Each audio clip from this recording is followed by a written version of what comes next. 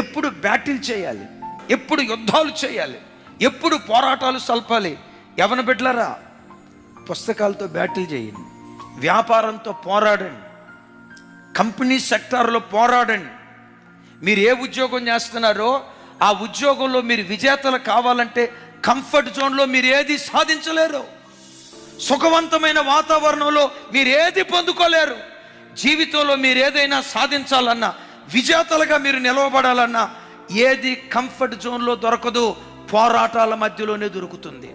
అమ్మా నాన్న 4th class employee అయితే నువ్వు గెజిటెడ్ ఆఫీసరు కావాలి, వాళ్ళు హాస్పిటల్లో నర్సులు అయితే నువ్వు డాక్టరు కావాలి, వాళ్ళు ఎవరి మోచేతి నీళ్ళు త్రాగి బ్రతికిన వాళ్ళైతే నువ్వు కష్టపడి చదువుకొని, కష్టపడి వ్యాపారం చేసి, కష్టపడి పని చేసి నీ దగ్గర అనేక మంది జీవనోపాధి పొందుకునే వ్యక్తిగా నువ్వు మారాలి.